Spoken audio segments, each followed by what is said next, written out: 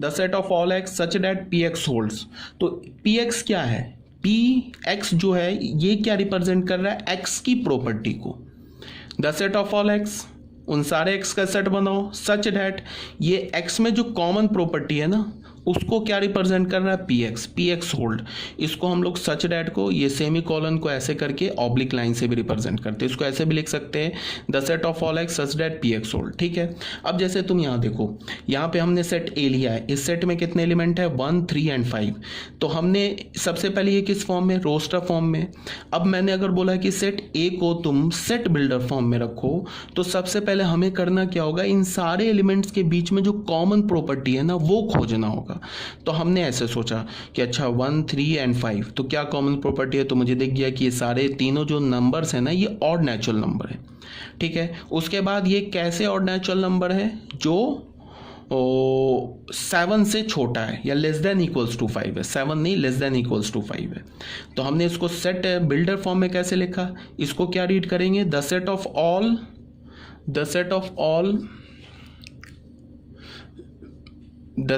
All X, sorry इसको हम read कैसे करेंगे, the set of all X such that, इस लाइन को ऑब्लिक लाइन को क्या पढ़ेंगे, the set of all X such that X belongs to natural number. ये बताना होगा कि एक्स नेचुरल नंबर है and X is an odd number less than equals to 5। अब जाके अगर मैंने इतना बोल के छोड़ दिया ना तो फिर गलत हो जाएगा। अगर मैंने नेचुरल नंबर बोल के छोड़ दिया तो नेचुरल नंबर तो इन्फिनाइट होंगे, और नेचुरल नंबर के अंदर क्या खूबी है कि ऑड भी है और 5 से छोटा और इक्वल भी है।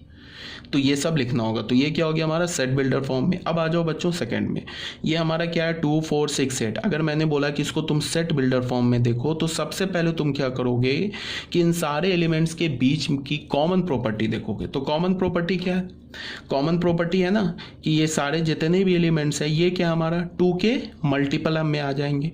2 4 6 8 ये सब क्या 2 का मल्टीपल है। तो 2 के मल्टीपल को तुम कैसे लिखोगे, 2n लिखोगे। तो हमने इसको रोस्टर सेट बिल्डर फॉर्म में कैसे लिखा, the set of all X such that X is equal to 2n। इतना लिख के बच्चों छोड़ दिया तो गलत हो जाएगा। यहाँ में ये भी स्पेसिफाई करना होगा n belongs to natural number, because n का वैल्यू अगर हमने 1/5 ले लिया तो 2/5 थोड़े ना इस एलिमेंट इस सेट में। ठीक है, तो अब जाके करेक्ट हो गया, ये हो गया हमारा सेट बिल्डर फॉर्म में। अगर मैंने बोला सी सेट हमने लिया AEIOU, ये किस फॉर्म में, ये रोस्टर फॉर्म में। अब मैंने बोला कि इसको सेट बिल्डर फॉर्म में लिखो तो तुम क्या लिखोगे, the set of all X such that x is a vowel. ठीक है, एक्स हमारा वॉवेल है, ये हो गया सेट बिल्डर फॉर्म में। यहाँ पे हमने एक्स, ये किस एक्स को ये एक्स जो है किसको रिप्रेजेंट कर रहा है, इन सारे एलिमेंट्स को, ए को भी, ई को भी, आई को भी, ओ को भी, यू को भी। और इन सब एलिमेंट्स के बीच की कॉमन प्रॉपर्टी क्या है कि वो वॉवेल है। तो हमने यहाँ पे कॉमन प्रॉपर्टी लिख दिया, एक्स इज अ वॉवेल। ठीक है, ये सब आ रहा होगा, इसमें कोई प्रॉब्लम नहीं होगी। अब आ जाओ बच्चों फोर्थ पॉइंट में। फोर्थ पॉइंट में क्या है कि ये हमारे पास एक सेट लिखा है किस फॉर्म में, रोस्टर फॉर्म में लिखा है। अब मैंने इसको क्या बोला कि इसे सेट बिल्डर फॉर्म में लिखते। तो मैंने क्या बोला कि सबसे पहले तुम क्या करो, इसके बीच की कॉमन प्रॉपर्टी देखो। तो हमने कॉमन प्रॉपर्टी सर्च किया, क्या है, तो मैं क्या देख रहा हूँ कि जो डिनोमिनेटर है ना वो न्यूमरेटर के स्क्वायर से 1 जाता है। देख लो 2 जो है 1 स्क्वायर प्लस 1 है, ये जो 5 है ये 2 स्क्वायर प्लस 1 है, 10 क्या है 3 स्क्वायर प्लस 1 है। तो हमने कॉमन प्रॉपर्टी इन तीनों एलिमेंट्स का खोज लिया। हमने कॉमन प्रॉपर्टी क्या मिला कि जो denominator is 1 plus and denominator is 1 more than the square of numerator. Denominator जो है 1 ज़्यादा है न्यूमरेटर से, न्यूमरेटर के स्क्वायर से। तो हमें तो प्रॉपर्टी मिल गया। तो हमने क्या लिखा, the set of all X such that, इसे क्या रीड करेंगे, such that X is equal to n/n plus n square plus 1। तो ये जो लिखा है ना हमने, ये क्या लिखा है, हमने इन तीनों एलिमेंट्स का कॉमन प्रॉपर्टी लिखा है। अब इतना लिख के छोड़ देंगे गलत हो जाएगा, बिकॉज n का वैल्यू तो हम 10 भी ले सकते हैं। तो क्या हो जाएगा 10/10 स्क्वायर प्लस 1, तो क्या हो जाएगा 10/101। तो बट देख लो यहाँ 10/101 तो है नहीं। तो हमें ये n का जो है ना, ये स्मॉल n, इसके रेंज को भी रिस्ट्रिक्ट करना होगा, बताना होगा n जो है कहाँ से कहाँ तक है।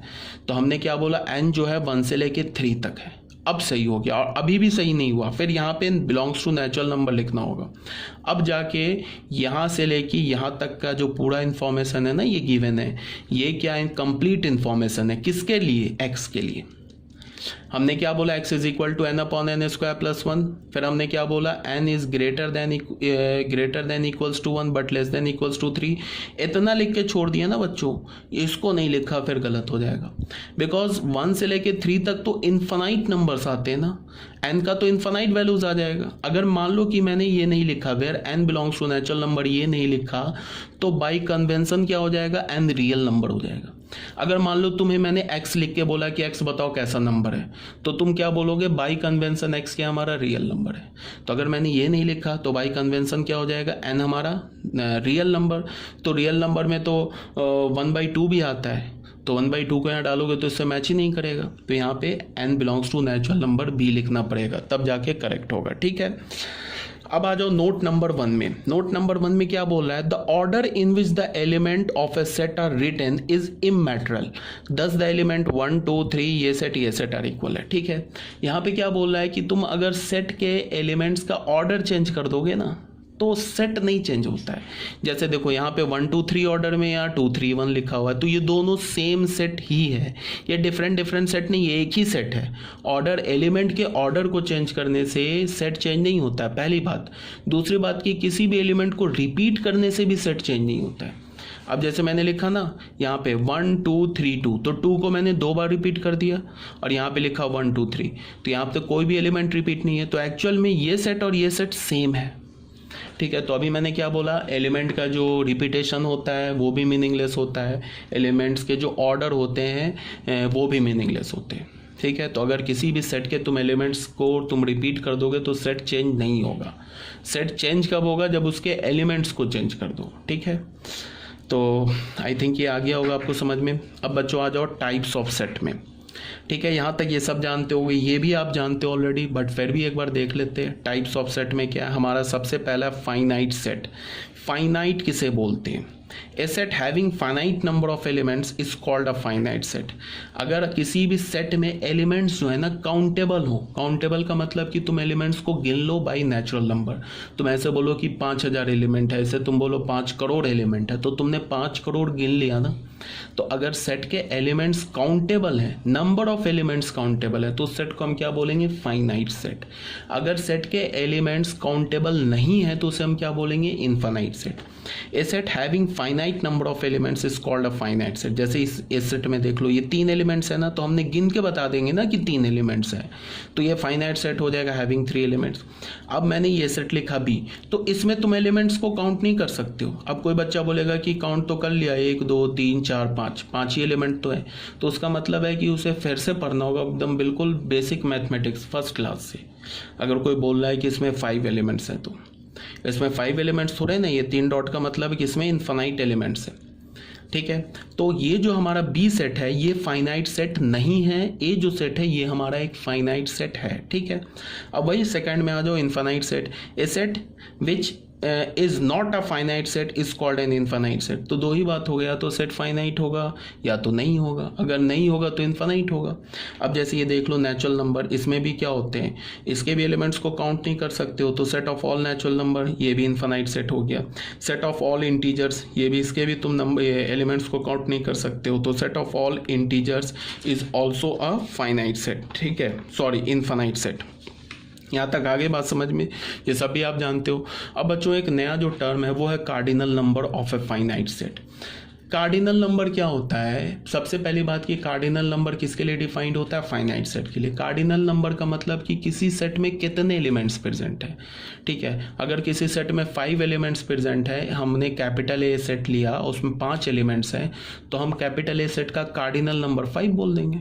अगर किसी सेट में 100 एलिमेंट्स है, तो मैंने उस सेट का मैं कार्डिनल नंबर क्या बोल दूंगा, 100 बोल दूंगा। बट अगर हमारे पास कोई एक इन्फानाइट सेट है तो इन्फानाइट सेट के एलिमेंट्स को तो हम काउंट ही नहीं कर सकते, तो इन्फानाइट सेट के जो भी एलिमेंट्स होगा उसका कार्डिनल नंबर क्या होगा, वो कार्डिनल नंबर डिफाइन नहीं होगा। ठीक है, तो यही बात यहाँ बोला जा रहा है, the number of elements in a finite set A is called the cardinal number of set A, उसे हम कार्डिनल नंबर बोलेंगे ए का, and is denoted by N A. N A लिखने का क्या मतलब है, जैसे हमने एक सेट लिखा ए, इसमें 3 एलिमेंट्स है तो स्मॉल एन, और ब्रैकेट में लिखने का मतलब क्या है, cardinal number of set A, set ए के कार्डिनल नंबर की बात हो रही है तो वो 3 है। क्यों 3 है, बिकॉज 3 एलिमेंट्स है। कार्डिनल नंबर बोलने का क्या मतलब है कि किसी सेट का मैंने कार्डिनल नंबर बोला, इसका मतलब उस सेट में कितने एलिमेंट्स हैं ये काउंट करके लिख दो। अब जैसे ये बी सेट है तो इसमें तो इन्फानाइट एलिमेंट्स है, तो इसके एलिमेंट्स को तो तुम काउंट ही नहीं कर सकते हो, तो इसका कार्डिनल नंबर डिफाइन नहीं होगा। ठीक है, अब बच्चों आ जाओ 4th पॉइंट में, that is equivalent sets. Equivalent set किसे बोलते हैं, ऐसे समझ लो, अगर किसी भी 2 सेट का कार्डिनल नंबर इक्वल हो जाए तो वो सेट इक्विवेलेंट हो जाएगा। जैसे मान लो कि हमने कोई 2 सेट ले लिया, ए सेट ले लिया हमने, एक सेट ले लिया 1 2 3 1 -1 0 ले लिया, और एक बी सेट हमने ले लिया ए बी सी ले लिया। तो अगर मैंने बोलूँ एन ए लिखने का मतलब कार्डिनल नंबर ऑफ ए, तो ए में कितने एलिमेंट्स है 3, तो ए का कार्डिनल नंबर 3 हो गया।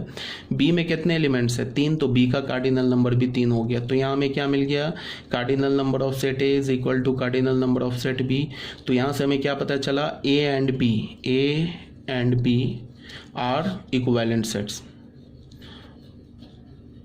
इक्विवेलेंट ए और बी जो है हमारा ये इक्विवेलेंट सेट्स है। ठीक है, अब अगर तुम्हें थोड़ा भी अगर समझ रहे हो बात को मेरी, तो बिल्कुल आसानी से तुम बता सकते हो कि जो इक्वल सेट्स होते हैं ना वो हमेशा इक्विवेलेंट होते हैं। बट इक्विवेलेंट सेट इक्वल हो भी सकता है, नहीं भी हो सकता है, ये तो बहुत ही सिंपल लॉजिक है। इक्वल सेट होने का क्या मतलब है, एग्जैक्टली नंबर ऑफ एलिमेंट्स भी सेम और एलिमेंट्स भी सेम। इक्वल का तो यही मतलब है ना कि नंबर ऑफ एलिमेंट्स भी सेम एंड एलिमेंट्स भी सेम। तो इक्वल सेट के कार्डिनल नंबर तो हमेशा इक्वल आएंगे, तो इसका मतलब equal set are always equivalent. But equivalent set equal हो भी सकता है, नहीं भी हो सकता है। जैसे अभी मैंने एग्जांपल लिया, ये देख लो बच्चों, ये 2 ए और बी इक्विवेलेंट तो है बट इक्वल नहीं है। क्यों नहीं इक्वल है, बिकॉज इसके एलिमेंट सेम नहीं है।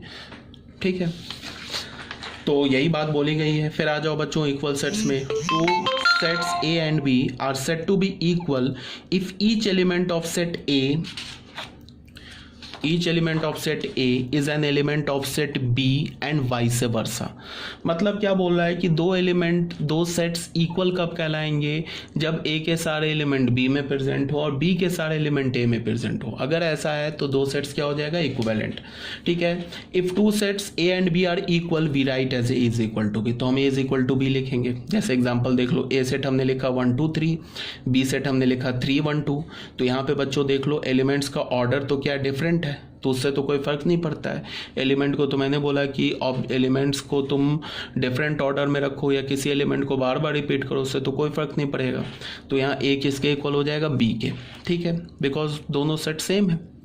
ठीक है, अब ये ए सेट देखो, इसमें क्या लिखा है 1 से लेके 6 तक, ये तो हमारा किस फॉर्म में लिखा हुआ है, रोस्टर फॉर्म में लिखा है। ये बी सेट हमने क्या लिखा, the set of all X such that X belongs to natural number and X is greater than equals to 1 less than equals to 6। तो तुम देखो बच्चों, ये बी सेट और ए सेट तो एक ही लिखा है, इसमें 2 अलग अलग कहाँ सेट है। ये सेट लिखा हुआ है, ये किस फॉर्म में लिखा है, रोस्टर फॉर्म में, ये किस फॉर्म में लिखा है, सेट बिल्डर फॉर्म में। तो ए इज इक्वल टू बी है। अब हमने थर्ड एक एग्जाम्पल लिया, the set of all X such that X belongs to z and x square is less than equals to 8। यहाँ क्या बोल रहा है कि उन सारे x का सेट बनाओ जो क्या होगा, एक इंटीजर भी होगा और उसका जो स्क्वायर होगा वो या तो 8 के इक्वल होगा या तो उससे छोटा होगा। उन सारे इंटीजर का सेट बनाओ जिसका स्क्वायर या तो 8 से छोटा हो या तो 8 के इक्वल हो। तो तुम ऐसे सोचो, अगर तुमने -3 का स्क्वायर ले लिया तो -3 का स्क्वायर क्या होता है, 9, जो कि 8 से बड़ा होता है। तो -3 x का वैल्यू नहीं ले सकते हो। -2 लिया तो -2 का स्क्वायर क्या होता है, 4, जो कि 8 से बड़ा है, तो x का वैल्यू -2 ले सकते हो। फिर -2 ले सकते हो, फिर -1 ले सकते हो, 0 1 2 3 तक नहीं जा सकते हो।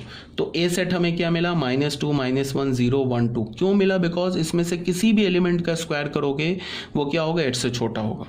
ठीक है, अब आ जाओ बी। यहाँ क्या बोला है, the set of all X belongs to R and this is equal to 0। ये क्या बोल रहा है कि उन सारे एक्स का सेट बनाओ जो रियल नंबर भी हो और इस क्वाड्रेटिक को सेटिस्फाई भी करे। इसका क्या मतलब बोल रहा है, उन सारे एक्स का सेट बनाओ जो रियल नंबर भी हो और इस क्वाड्रेटिक को सेटिस्फाई भी करे। तो इस क्वाड्रेटिक को कौन सेटिस्फाई कौन करेगा, रूट करेगा। तो इसका मतलब कि इस बी सेट का जो एलिमेंट होगा वो क्या होगा, इस क्वाड्रेटिक का रूट होगा। तो इसका रूट क्या मिला, 1 और 3। तो देख लो ए सेट और बी सेट क्लियर है, इक्वल नहीं है। तो हम क्या लिखेंगे, clearly A is not equals to B. तो अभी तक देखो तो हमने कोई नई बात नहीं सीखी है, ठीक है। जो हम लोग ऑलरेडी जानते हैं उसी को एक बार दोबारा क्विक रिकैप कर रहे हैं, ठीक है।